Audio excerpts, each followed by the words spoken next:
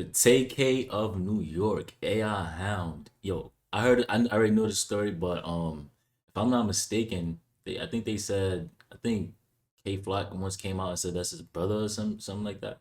Like that's his blood brother or something like that, or they got some type of family ties or something like that.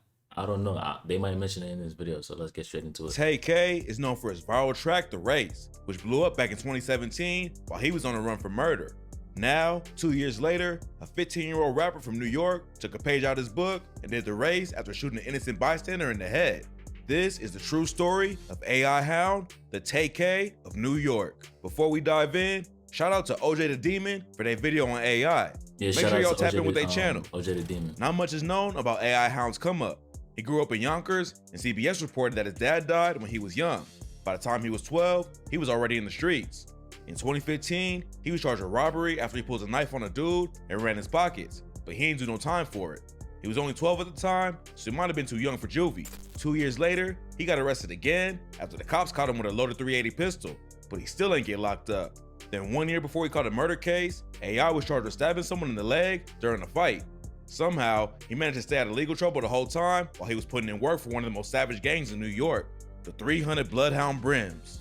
The 300 Bloodhound Brims is a blood set that's allegedly responsible for some of the most brutal crimes in Yonkers, including murdering a theater employee over a cell phone. Damn. On April 15, 2017, a 300 Bloodhound Brim named Michael Pettiford walked up to Dage Thomas at the Cinema Deluxe Ridge Hill in Yonkers and started taunting him.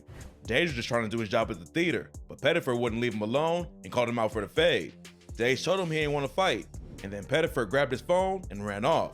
Dage went after Pettiford to get his phone back, and the two of them got into a struggle, and that's when Pettiford pulled out a knife and stabbed Dage in the chest. Pettiford took the phone and just walked out of the theater while Dage fell to the floor and told the people around him he couldn't breathe. EMTs rushed to the scene to help, but Dage was pronounced dead later that night. Pettiford was eventually arrested and sentenced to 18 years in prison, and he pleaded guilty to manslaughter and robbery. But that wasn't the only savage attack the 300 Bloodhound Brims allegedly committed. On June 17, 2021, a memorial was being held around North Broadway and Ashburton Avenue. The cops was already there monitoring the event because they knew gang members would be in the area, but they still couldn't stop what was about to happen. At around 9 p.m., a 33-year-old man walked into a convenience store near the memorial and was followed by 300 Bloodhound Brims. They confronted him inside the shop, then followed him back out into the street. As soon as he walked outside, one of the Bloodhound Brims hit him in the back with a liquor bottle.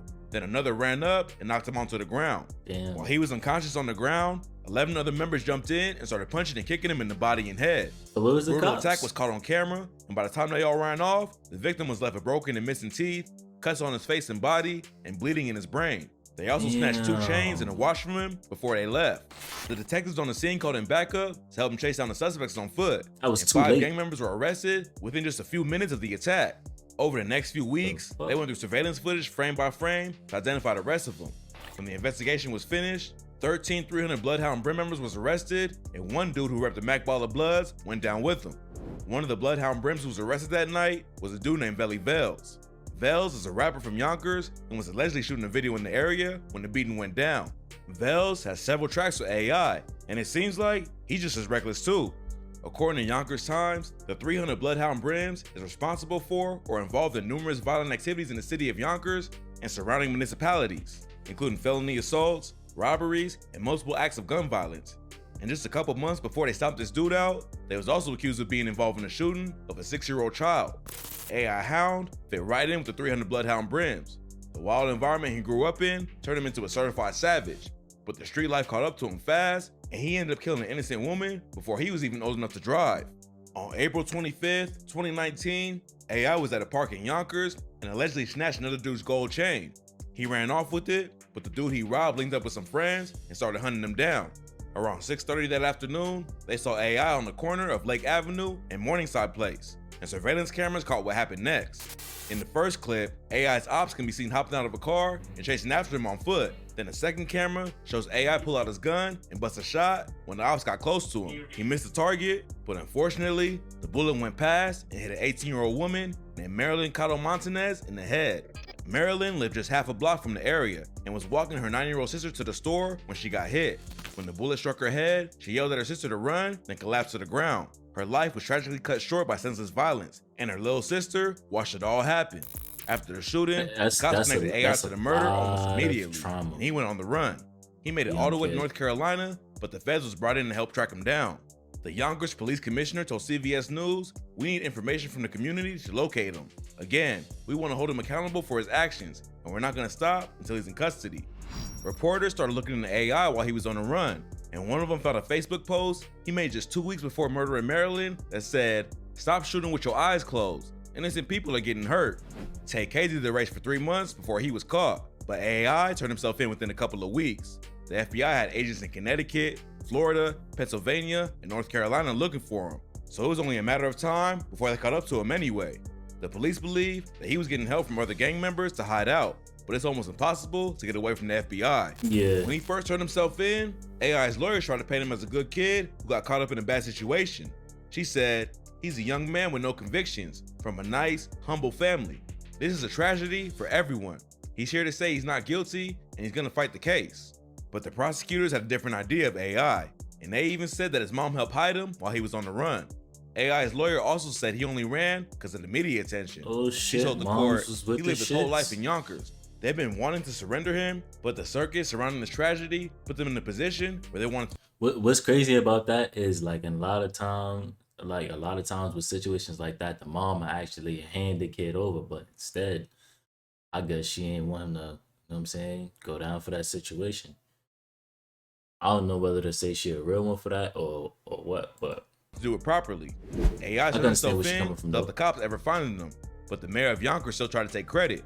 He said, "Today's surrender of Jameer Thompson is a direct result of the hard work and dedication of the Yonkers Police Department. Their tireless efforts in tracking this individual gave him no other choice than to turn himself in for his crime against a young woman with a bright future." Some people from the area wasn't happy about police taking credit for the arrest when they didn't really do nothing. The Yonkers police also got a bad look after the attack in June 2021 when the detectives on the scene waited for backup while the 300 Bloodhound Brims brutally jumped a dude in the street. Even though his lawyer said he'd fight the case, AI eventually pled guilty to second-degree murder and was sentenced to 9 years to life in prison. That means he'll serve at least 9 years, and then the courts will decide if he's fit to be released after that.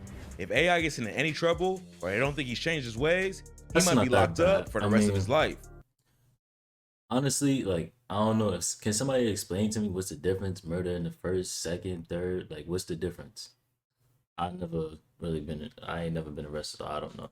It's tragic how much talent AI let go to waste. His homie Mula G says he was one of the first drill That's artists from K-Flock, Yonkers, and AI's music videos with him and Velly Vels have hundreds of thousands of views on YouTube. He hadn't been dropping music for very long, but it's clear he was working hard on his craft. His last videos was posted just a few weeks before he killed Marilyn, and he obviously had the skills to really blow up. But unfortunately, he was in too deep with the streets and ended up throwing it all away over a stolen chain. After AI turned himself in, Marilyn's brother told a reporter from CBS 2, "This is good. She will have peace. My family can now sleep." A GoFundMe was later started to help her family pay for funeral expenses and therapy for her little sister who witnessed the shooting. Her family wrote on the fundraising page, "Someone took the life of an innocent baby. She'll never get to turn 19. She will never get to go prom shopping like we've talked about for hours at a time. She will never get to graduate high school with a Regents diploma that she was working so hard for or go to college. She will never get married or have children of her own. Hashtag justice for Marilyn because she deserves nothing less." The link for Marilyn's GoFundMe will be at the top of this video's description. Rest in peace to Marilyn Montanez. Hopefully, AI's time in prison will help him turn his life around. But in the Yeah. But that's a sad case. Like, her life ended so short with something that had like nothing to do with her. Hopefully the family is, getting through it day by day. I know that's a sad, like just sad situation. Hopefully he changes his life around within the time that he got. You know, that's just crazy. I'm just lost for words. Sorry for the whole pause, but with that being said, appreciate y'all if y'all stay to the end. Got I think 1 or 2 more videos left. So I'm gonna catch y'all in the next one.